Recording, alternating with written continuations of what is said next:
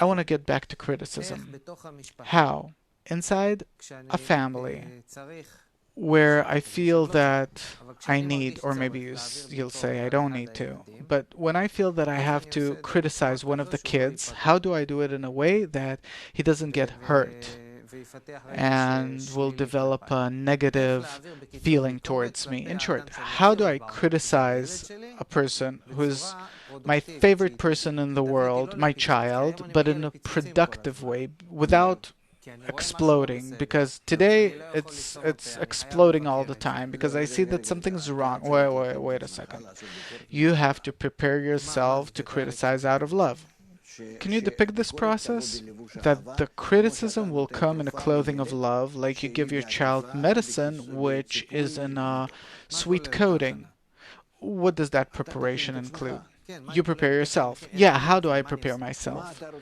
What do you want to get from the child? What kind of response? And then you think, how will you deliver your message to him in a way that it will be sweet for him to receive it, even though that in essence it's bitter? Suppose you want him to succeed on a test, and you see that he's not studying. What do? To come to him with mom together, so he'll see that it's both of the parents that are really expecting for that to happen, and talk to him and help and maybe sit and study with him, and every few hours take interest, how's it advancing, and promise his ego some kind of compensation, some prize, and so on, both from the side of judgment and from the side of mercy. So especially to encourage, but also he has to know that if he won't succeed, then here, this is a problem that the whole family will feel. He'll bring harm to the entire family. Another example. You said we have like the 10 commandments of our family. Basic rules. One of the family members, I'm giving you examples from the point of view of the parent, but I'm talking about a family that's already built this way, that has this message inside it, that this is the atmosphere in the family. You're saying like pick, and you fall with my technology on some family. No. I'm saying the first phase is the mutual building of our 10 commandments. Yes. What's the right way to go through this process? It's preparation. You have to work at it from the very moment the child's born. He has to feel that he's a part of a family, that in a family there are these and those rules, and that these rules are both important for the parents and for him. The more he grows and can keep them, it's very important. This process, can it also build the family, meaning that together we decide on the rules, the 10 commandments of the family? Sure, he can build it with us, of course. You have to also educate the parents for that. So yeah, sure. So probably people are now listening and are thinking how to do it. So let's talk in terms of processes. The first process is that we together have to determine the 10 commandments of the family. Yes. And they have to be accepted by all the members of the family.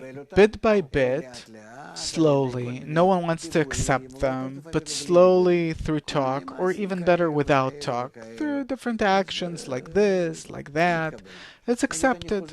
Suppose I come back from the store. Everyone has to see that I came back from the store, that I brought food and other things, and that I'm doing it for the family. And then mom explains to the kids that this is what dad brought, and we have to say thank you to dad. And if mom does something, we say thank you, mom, for cooking, and so on.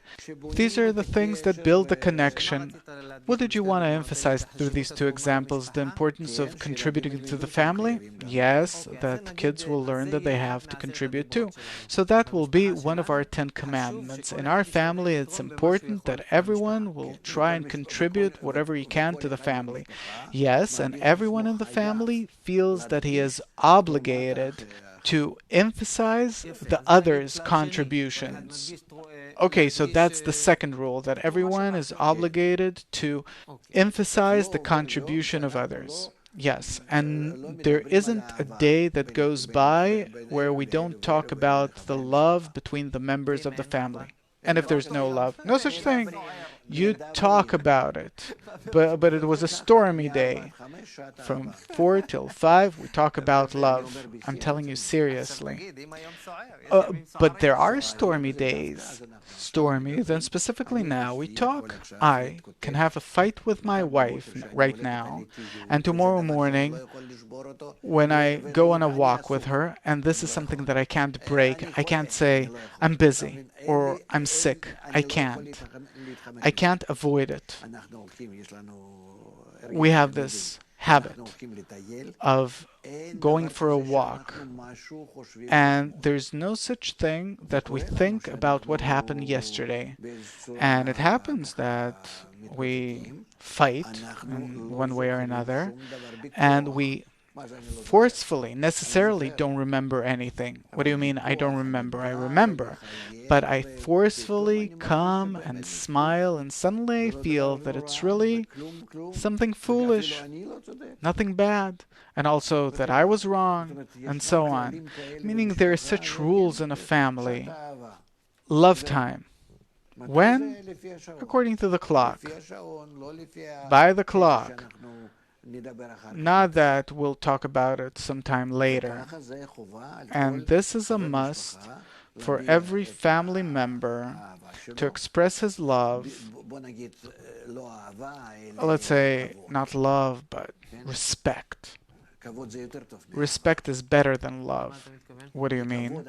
Because respect, love, it's on an animalistic level.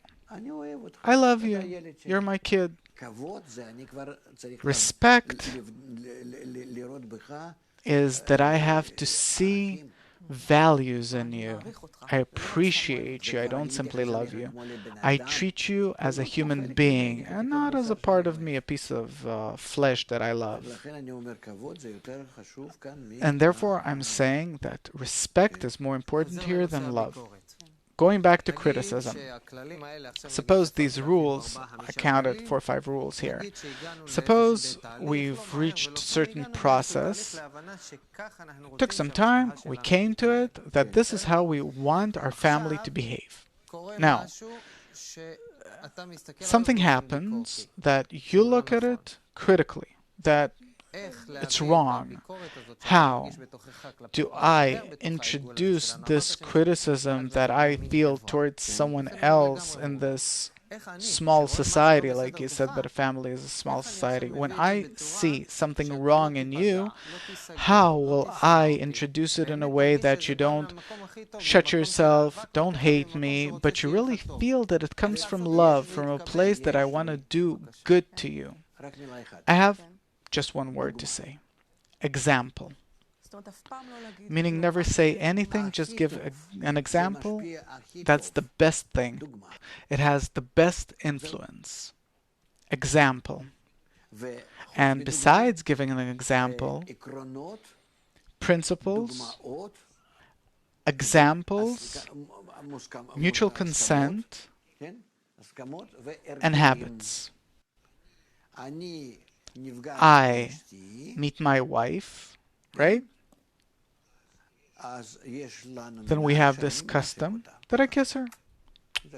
That's it. Could be that 5 minutes ago we talked about something and we parted without real consent. Doesn't matter. Doesn't. You saw how I meet her before Shabbat Eve. Always with a kiss. In front of everyone, doesn't matter. When you have criticism, what do you do about it? You swallow it. What do you mean you swallow it? So the flawed thing will continue to be flawed. No, no, no. Incorrect. Why? Because criticism is your inner attitude towards what's going on the outside, which is against my opinion. Right? Wait, again? Criticism is my attitude towards what I see that's going on the outside in my child, suppose, or someone which is against my opinion. right? Meaning my lack of consent with him, suppose. Yes. So I can come up to him and just ask, tell me please, did you do this on purpose? Did you mean to do it? Or it happened unintentionally, accidentally, or on purpose? Without any criticism towards him. I just want to know his attitude towards what he did. Not that I express my attitude, but I want to know his attitude towards what he did. I'm not a psychologist, but listen. And then, by that, I try to make a critic out of him.